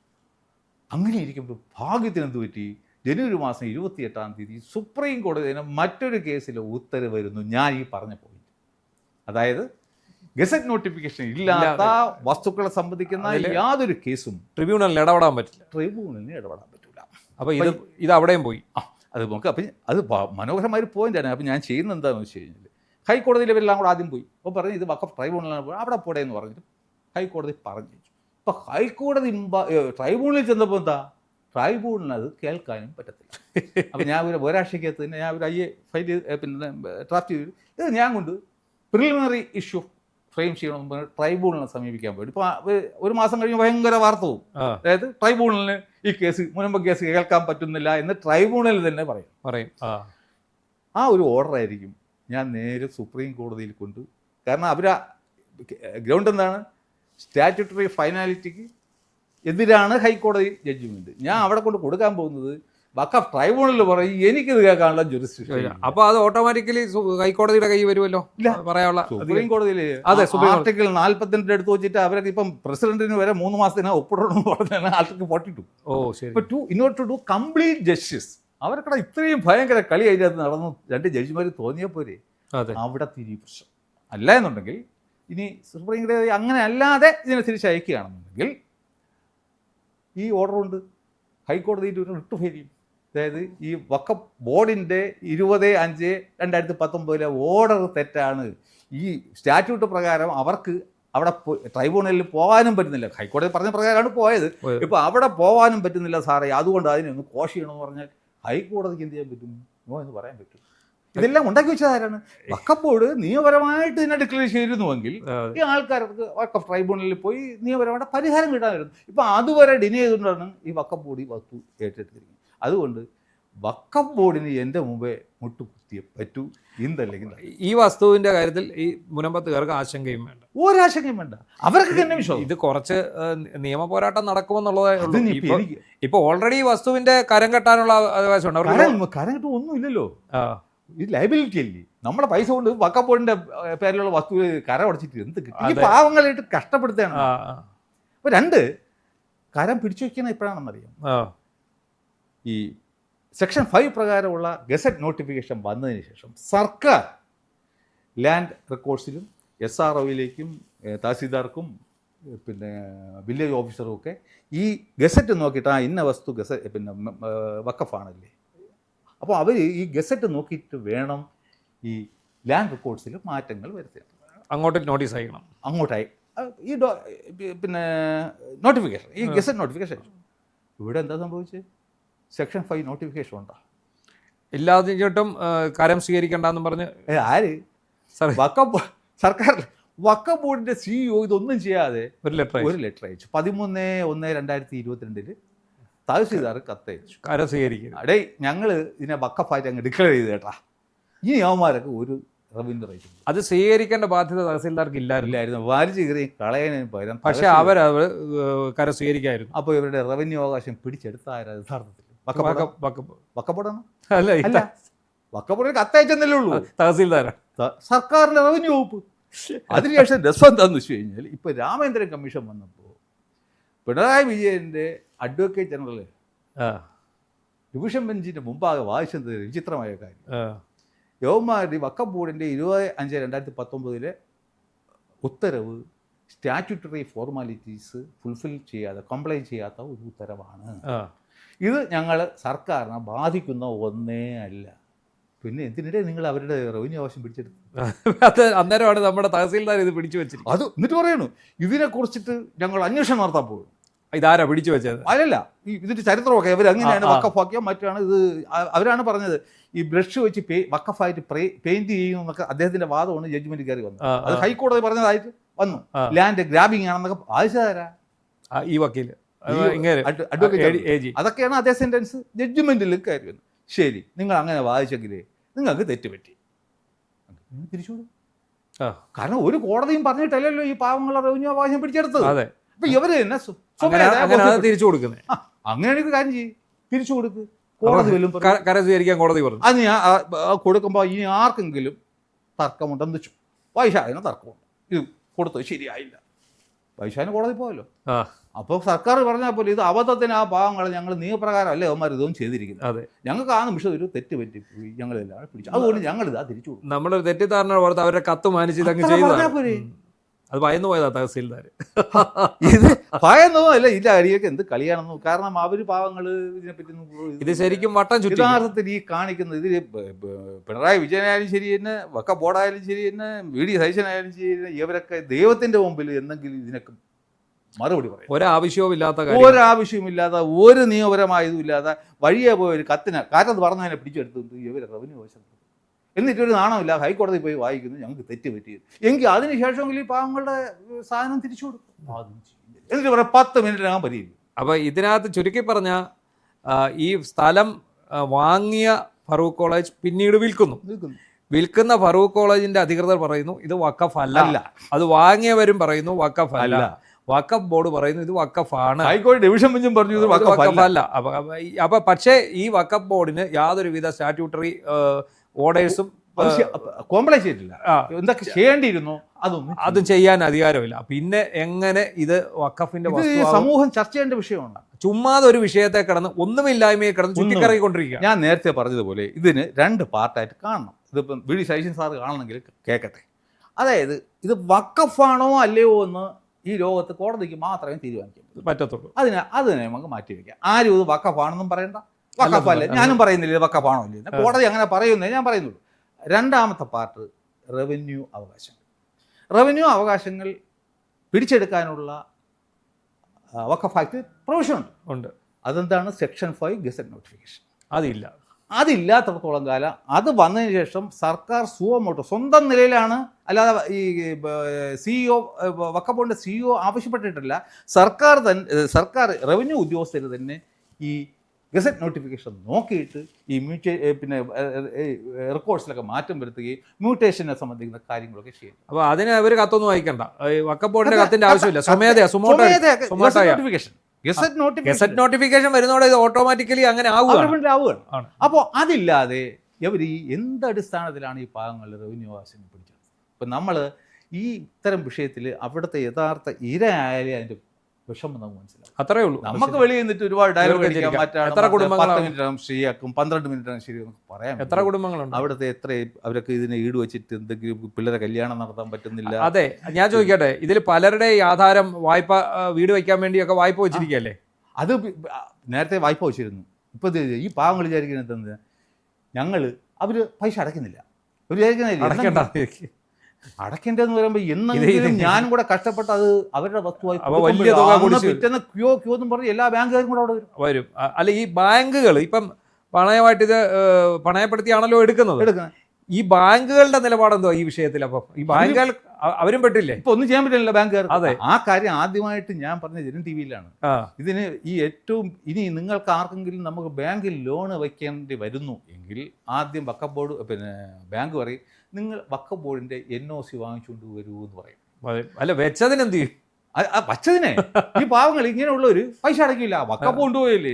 പക്ഷേ എന്നെങ്കിലും ഞാൻ ഇപ്പം മുനമ്പത്തിന് വേണ്ടി കിടന്ന് കഷ്ടപ്പെടും, ഒരു സമയം ഇഷ്ടംപോലെ ബുദ്ധി എനിക്ക് സന്തോഷമുണ്ടെങ്കിൽ നമ്മളിതൊക്കെ റെഡി ആയിക്കൊണ്ട് കൊടുക്കുമ്പോഴേ പിറ്റേന്ന് ബാങ്ക് വരും, നിന്റെ അന്നത്തെ ലോണിന് പലിശ ഉൾപ്പെടെ താന്ന് പറയുമ്പോൾ അന്ന് അവർ കൊണ്ടുപോകും. അല്ലെ, ബാങ്കിൽ ഇത് വെച്ച് ലോൺ എടുത്തവർ വിചാരിക്കും എന്തായാലും ഈ ഭൂമി പോകും, എന്നാ പിന്നെ അത്രയും പൈസ ഞാൻ അവരോട് പറയുന്നത് എന്താണ്, നിങ്ങൾ കൃത്യമായിട്ട് ആരെങ്കിലും ബാങ്ക് ലോൺ എടുത്തിട്ടുണ്ടെങ്കിൽ ഒരു വിഷയം പറ്റും, അടച്ചോണ്ടിരിക്കുക. ഈ വസ്തു എന്നായാലും നിങ്ങൾക്കുള്ളതാണ്. അതുകൊണ്ട് ഇനി ഈ വഖഫ് കൊണ്ടുപോകുന്നുള്ള രീതിയിൽ അടയ്ക്കാതിരിക്കുക പറയാം. കോവിഡ് കാലത്ത് മൊറട്ടോറിയം എന്ന് കേട്ട് ഒരുപാട് പേര് ലോൺ അടയ്ക്കാതിരുന്നു, അവസാനം അവർക്ക് പറ്റിയ പറ്ററിയാം. അത് ഇവിടെയും പറ്റും. അത് അവിടുത്തെ പള്ളിയിൽ അച്ഛന്റെ നേതൃത്വത്തിലാണ് പറയേണ്ടത് നിങ്ങൾ അടയ്ക്കേണ്ടത്. അത് അവർക്ക് അതിനെക്കുറിച്ച് വിവരമില്ലാത്തതുകൊണ്ട് ഇങ്ങനെയൊക്കെ വിവരം വേണ്ടി. അതെ, നോക്കൂ, ഞാൻ അവിടെ 6 പ്രാവശ്യം വേളാങ്കണ്ണി പള്ളിയിൽ പോയി. എൻ്റെ വൈഫ് ഒക്കെ വന്നു. ഇദ്ദേഹം എന്നെ ഒന്ന് കാണാൻ, hello sir, how are you, ഇന്ന് മുൻപുമായി ബന്ധപ്പെട്ട് കേരളം മുഴുക്കെ ഞാൻ അറിയപ്പെടുന്നു. അപ്പോൾ സാർ എങ്ങനെയാണ്, സുഖമാണോ എന്ന് പോലും എന്നോട് ഒരു വാക്ക് ചോദിക്കില്ല. കാരണം എന്താണ്, ഇവരുടെ മെത്രാന്മാരും ബിഷപ്പ്മാരും കോൺഗ്രസും മുസ്ലിം ലീഗും ഒക്കെ ഇന്നേക്ക് കൊടുത്തിരിക്കുന്ന ഡയറക്ഷൻ എന്താണ്, അവനെ കച്ചി തുടിപ്പിക്കരുത്. കാരണം എന്താണെന്നറിയാം, ഇവരുടെ പ്ലാൻ എന്ന് വെച്ച് കഴിഞ്ഞാൽ ഇത് മുനമ്പ് ഭൂമി ഒരു വഖഫായി കിട്ടിക്കഴിഞ്ഞാൽ അവിടെ ഒരു ഇഷ്യൂ വരും, ഇറക്കേണ്ട ഈ കുടി ഇറക്കേണ്ട പ്രശ്നം വരുമ്പോൾ ഒരു കാര്യം ചെയ്യാം, നമുക്ക് മുസ്ലിം ലീഗ് തന്നെ പറയും, പാവങ്ങളല്ലേ അവിടെ കിടക്കട്ടെ, ഇറക്കണ്ട. പകരം ഞങ്ങൾക്ക്, ഞാൻ നേരത്തെ പറഞ്ഞ 137 ഏക്കറേ ഉള്ളൂ, അതേ ഉള്ളൂ, 404 ഞങ്ങൾക്ക് കാസർകോട്ട എവിടെയെങ്കിലും അതിന് 450 ഏക്കർ തന്നാ അവർ ഹാപ്പി, ഞങ്ങൾ ഹാപ്പി. ഇതായിരുന്നു ഈ രാഷ്ട്രീയക്കാരുടെ ലക്ഷ്യം. പക്ഷെ അതിനേക പ്രശ്നം ഞാൻ, ഇവർക്ക് ഇത് കിട്ടത്തില്ല, ഇത് വഖഫല്ലാതെ മാറും. അതിനകത്ത് രാമേന്ദ്രൻ കമ്മീഷന്റെ നിർദ്ദേശപ്രകാരം ലാൻഡ് അക്വിസിഷൻ നടത്തി ഇവരെ എടുത്തതിന് ശേഷം തിരിച്ചു കൊടുക്കാനൊക്കെ ഇമ്പോസിബിൾ. ലാൻഡ് അക്വിസിഷൻ എപ്പോൾ എടുക്കാൻ പറ്റും? പബ്ലിക് പർപ്പസിന് വേണ്ടി മാത്രമേ എടുക്കാൻ പറ്റൂ. അത്രേ ഉള്ളൂ. അപ്പോൾ ലാൻഡ് ഇതിന് പകരം അക്യൂർ ചെയ്യണമെങ്കിൽ ആദ്യം ഇതൊരു വഖഫാണെന്ന് വരുത്തണം. വഖഫാണെന്ന് വന്നു കഴിഞ്ഞാൽ ഇപ്പോൾ ഉള്ള എല്ലാവരും എൻക്രോച്ചേഴ്സ് ആകും. എൻക്രോച്ചേഴ്സിന്, അതായത് ക്രിമിനൽസിന്, ക്രിമിനലെ കണ്ടു കഴിഞ്ഞാൽ അവരെ കോമ്പൻസേറ്റ് ചെയ്യാൻ വേണ്ടിയിട്ട് ലാൻഡ് അക്വിസിഷൻ പറ്റത്തില്ല. എന്നെ കണക്കുള്ളവരുണ്ട്, അപ്പം നമ്മൾ ഫയൽ ചെയ്യും. അതുകൊണ്ട് യുവമാരൊന്നും ഒരു പരിപാടിയും നടക്കാൻ പോകുന്നില്ല. അല്പസമയം എടുത്തുനിന്ന് വരും, തീർച്ചയായിട്ടും മുനമ്പ് വിഷയം പരിഹരിക്കപ്പെടും, അത് വഖഫ് അല്ലാതായി മാറും. അപ്പോൾ മുനമ്പം വിഷയം വളരെ സങ്കീർണമാണെന്ന് നമുക്ക് തോന്നുമെങ്കിലും അതിനെക്കുറിച്ച് വിശദമായിട്ട് പഠിച്ചു വരുമ്പോൾ വളരെ പെട്ടെന്ന് തന്നെ തീർക്കാവുന്ന തരത്തിലുള്ള ഒരു കാര്യമാണ്. ഇതിനകത്ത് മൊത്തം നിയമത്തിൻ്റെ പാളിച്ചകളും അത് നടപ്പാക്കിയതിലെ വിഷയങ്ങളുമാണ് ഉള്ളത്. നമ്മുടെ മുഖ്യമന്ത്രി VD സതീശൻ പറഞ്ഞ പോലെ 10 മിനിറ്റ് കൊണ്ടൊന്നും തീർക്കാൻ കഴിയില്ല. പക്ഷേ മുനമ്പൻ നിവാസികൾക്ക് ആശങ്ക വേണ്ട എന്ന് തന്നെയാണ് വളരെയേറെ അനുഭവ സമ്പത്തുള്ള ശ്രീ സ്റ്റാലിൻ ദേവൻ അദ്ദേഹം നമ്മളോട് പറഞ്ഞിരിക്കുക. അദ്ദേഹം ഈ വിഷയമായിട്ട് വളരെ ബന്ധപ്പെട്ട് പോകുന്നതുകൊണ്ടാണ് അദ്ദേഹം അത് ഇപ്പോഴും പറയുന്നു, മുനമ്പൻ നിവാസികൾക്ക് യാതൊരു ആശങ്കയും വേണ്ട. ഏതായാലും ഇങ്ങനെ ഒരു വിവരം പങ്കുവച്ചതിനുള്ള നന്ദി അറിയിക്കുന്നു. നമസ്കാരം.